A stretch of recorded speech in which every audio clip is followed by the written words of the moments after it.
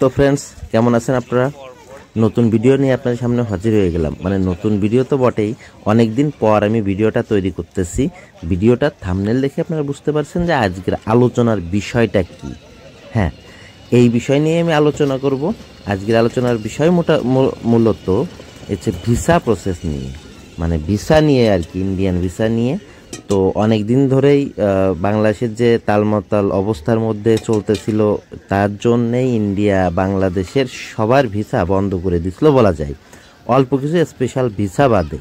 হ্যাঁ, মেডিকেল ভিসাটাও তারা খুবই কম দিত, মানে একেবারে মানে না বরাবর বলা যায়।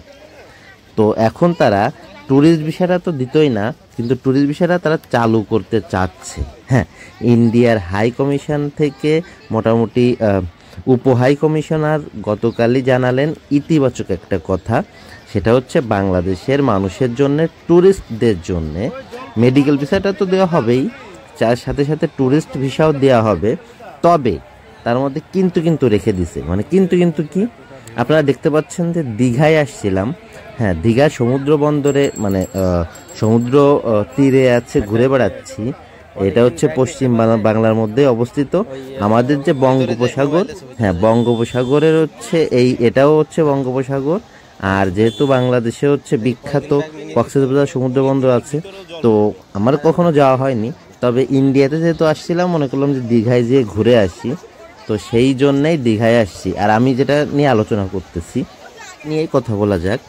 বাংলাদেশ থেকে হাজার হাজার নয়, লক্ষ ট্যুরিস্ট ইন্ডিয়াতে ঘুরতে আসে।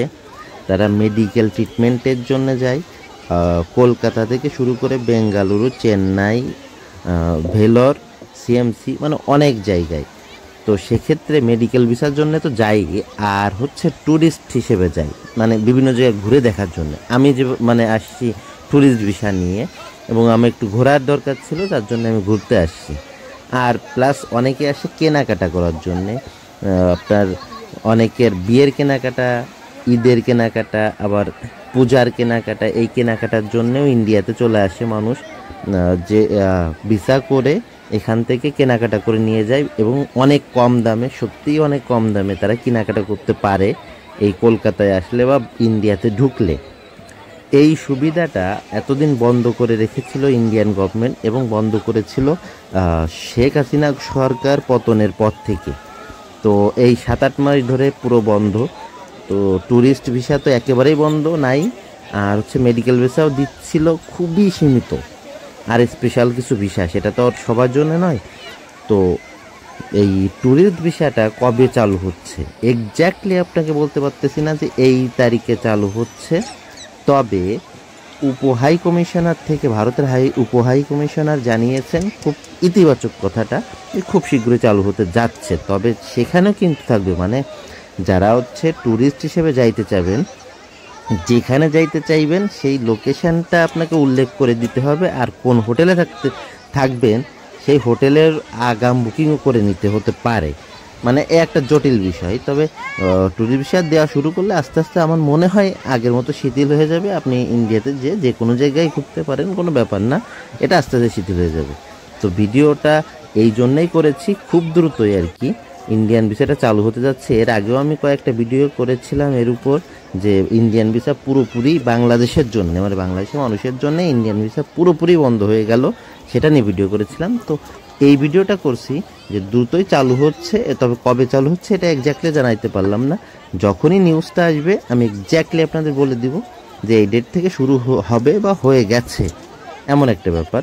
তো আমি এই ভিডিওটা করেছি এই কারণেই যে আমাদের বাংলাদেশের জন্য আসলেই সুখবর, যেহেতু বাংলাদেশের মানুষ যে বাইরে ঘোরাঘুরি করবে, মানে দেশের বাইরে যাবে, তো সেখানে সস্তায় সবচাইতে কম দামে তো এই আমাদের প্রতিবেশী দেশ ভারতই আছে। অনেক কেনাকাটাও আমরা যে করে থাকি। এই যে দীঘায় চলে আসছি কলকাতা থেকে, এখানে কলকাতা থেকে জাস্ট আপনার 200 টাকা বাস ভাড়া, 150, 200, 250 এই এরকম বাস ভাড়ায়, আর ট্রেনের ভাড়া হচ্ছে 100 টাকা। তো খুবই কম দামে আপনার ইন্ডিয়ায় যে কোনো জায়গায় আপনার ঘোরাঘুরি করা যায়। ভিডিওটা বড় করে ফেললাম। নেক্সট নিউজ আমি অবশ্যই যখনই আসবে আপডেট আপনাদেরকে দিয়ে দিব। ভিডিওর সাথেই থাকবেন, আপনাদের সাপোর্টে আমরা এই পর্যন্ত চলে আসছি। আর চ্যানেল সাবস্ক্রাইব করতে মোটেও ভুলবেন না। Bye bye.